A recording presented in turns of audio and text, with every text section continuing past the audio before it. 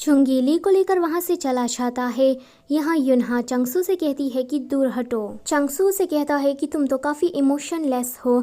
वैसे चुंगी ने मुझे बताया था कि वो तुम्हें अब पसंद करने लगा है। भले ही वो शुरुआत में तुम्हारे पास गलत इरादे से आया था, पर वो इंसान बुरा नहीं है, तो तुम्हें उसके बारे में थोड़ा सोचना चाहिए। यहाँ युनहा की बड़ी बहन को पता लगता है कि क्युंगसू अभी भी जिंदा है। ये जानकर वो काफी बुरी तरीके से शॉक्ड होती है। अगले दिन चुंगी की माँ लंच देने के लिए ताइचिन में आई थी। जब चुंगी वहाँ से चला जाता है तो वो युनहा को नीचे लॉबी में मिलने के लिए बुलाती है। युनहा उससे अच्छे से बात कर रही थी तो चुंगी की माँ उससे कहती है कि मुझे पता है कि मेरे बेटे ने तुम्हारे साथ गलत किया है, तो तुम चाहो तो उसे नफरत कर सकती हो। एलिवेटर के पास जब चुंगी उसे मिलता है तो वो उसे पूछती है कि तुम ली को लेकर उस होटल में क्यों नहीं आए, हम तुम्हारा इंतजार कर रहे थे। चुंगी कहता है कि हम दोनों आए थे पर बिना मिले ही चले गए।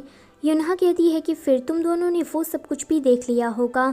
तो चुंगी कहता है कि मैंने देखा पर ली ने नहीं, लेकिन मुझे तुम पर पूरा भरोसा है कि तुम ऐसा कुछ नहीं कर सकती। चंगसू दूर से ही ली को देख रहा था। ली चंगसू को याद करके काफी रो रही थी, तो उसे ऐसे देखकर वो भी इमोशनल हो जाता है। वो ड्रंक होकर घर आता है एंड अपनी माँ से कहता है कि अब मुझे जिंदा रहना ही नहीं है। तो वो पूछती है कि क्या ये सब कुछ तुम ली की वजह से कर रहे हो, क्या तुम उस ली को इतना ज़्यादा पसंद करने लगे हो। तो वो कहता है कि नहीं, मैं ली को पसंद नहीं करता बल्कि उससे प्यार करता हूँ। अगले सीन में चुंगी युनहा को घर छोड़ने के लिए जा रहा था, जहाँ पर वो दोनों बिजनेस रिलेटेड बातें कर रहे थे।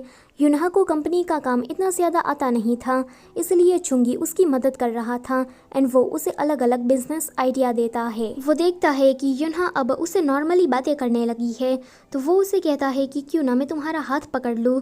तो वो कहती है कि कोई ज़रूरत नहीं है। डिनर के टाइम पर प्रेसिडेंट चंग सभी लोगों को बताते हैं कि उसने अपनी बड़ी बेटी को अपना सक्सेसर चुन लिया है। वो युनहा से कहते हैं कि तुम कंपनी के कामों में थोड़ी वीक हो तो और ज्यादा मेहनत करो। वो अपनी छोटी बेटी से कहते हैं कि और तुम पैसे उड़ाने का काम करती हो तो वहीं करो, तुम्हें और ज्यादा कुछ करने की जरूरत नहीं है। ये सुनकर तो युनहा अपनी बड़ी बहन को देखती है जो कि काफी ज्यादा खुश नजर आ रही थी, पर साथ ही साथ में उसे ये भी डर लग रहा था कि कहीं क्युंगसू वापस ना आ जाए। पर फिर वो सोचती है कि उसने तो सबके दिलों में अपनी जगह बना ली है, अगर क्युंगसू वापस भी आ गया तो फिर भी उसका कुछ नहीं होने वाला। चंगसू ताइचिन में स्पेशली ली को देखने आता है, पर जब ली उसे दूर से देख लेती है तो वो चुप जाती है, उससे मिलती नहीं। चंगसू आज फिर से ड्रंक होकर घर वापस आता है एंड फिर से उल्टी सीधी हरकतें करने लगता है।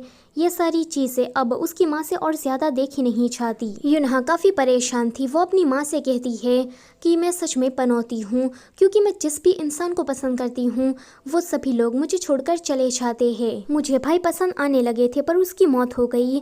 जिस इंसान को मैं पसंद करती हूँ उसने तो बस मेरे साथ प्यार का नाटक किया। अब जबकि सब कुछ खत्म हो गया है तो वो मुझसे कहता है कि मुझे तुम पसंद हो। इस बात का अब कोई सेंस बनता है। मेरा लक सच में बहुत ही ज्यादा खराब है। तो उसकी माँ उस पर चिल्लाती है कि तुम खुद को कोसना बंद करो और अपने आप को पनौती मत कहो, क्योंकि तुम्हारा भाई जिंदा है। अगले दिन प्रेसिडेंट चंग को जब पता लगता है कि क्युंगसू जिंदा है तो उसे दूसरा हार्ट अटैक आ जाता है। युनहा भागकर हॉस्पिटल आती है एंड अपनी बहनों से पूछती है कि डैड कैसे है। तो उसकी छोटी बहन कहती है कि पता नहीं, डॉक्टर हमें उनसे मिलने नहीं दे रहे हैं, तो इसका मतलब ये है कि जरूर उसकी कंडीशन सीरियस होगी। लेकिन उसकी बड़ी बहन कहती है कि डैड ऐसा जानबूझकर कर रहे हैं ताकि क्युंगसू ये न्यूज़ सुनकर वापस आ जाए। युनहा उसे कहती है कि तुम्हारा मतलब क्या है, क्या क्युंगसू वापस आने वाला है। वो वहाँ से जाने लगती है पर युनहा तो उसके पीछे ही पड़ जाती है।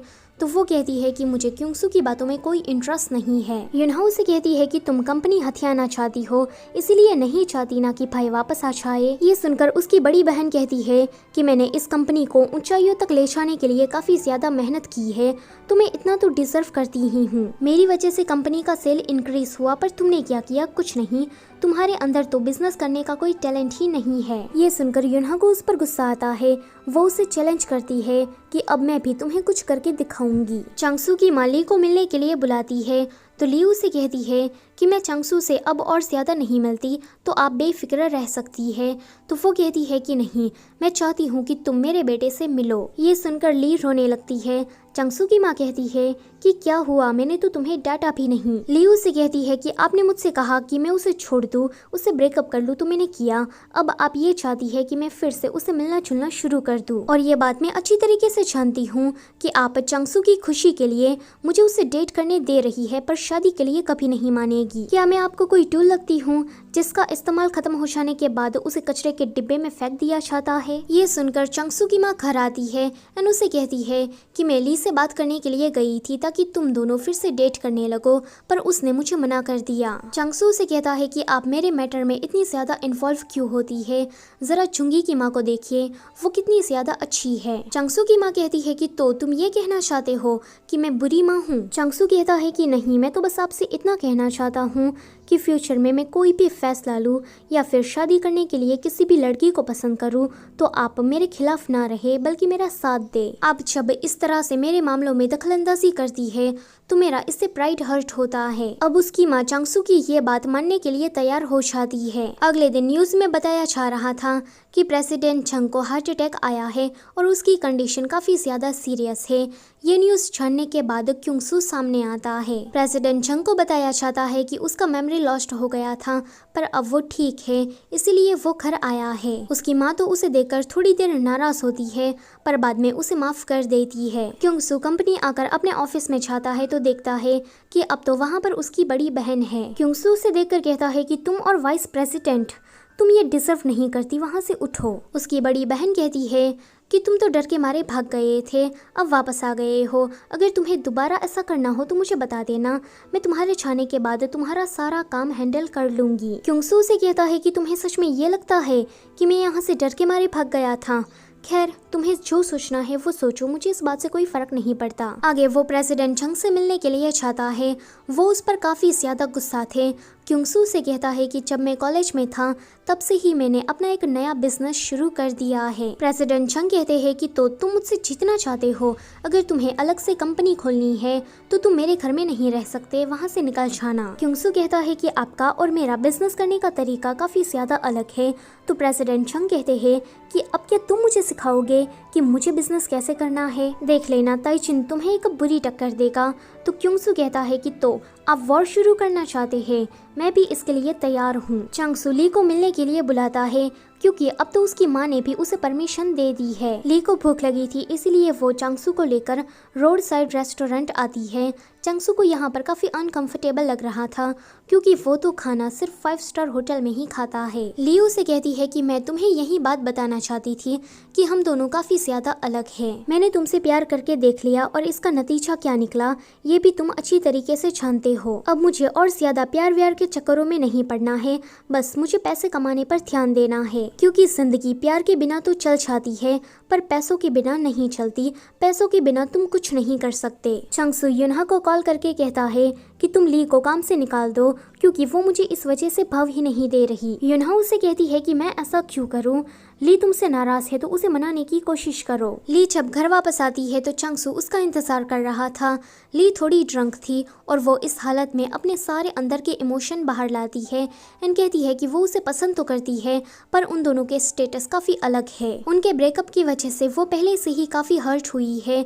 अगर उन लोगों ने फिर से डेट किया और दोबारा उसका ब्रेकअप हुआ तो वो ये सब कुछ और ज्यादा झेल नहीं पाएगी। चंगसू उसे अपने प्यार का इजहार करता है कि वो अब उससे अलग नहीं होना चाहता, पर वो कहती है कि मैं ड्रंक हूँ, कल मैं ये सारी बातें भूल जाऊंगी। इतना कहकर वो अपने घर के अंदर चली जाती है। युनहा चुंगी की मदद से कंपनी की सेल को इंक्रीज करती है।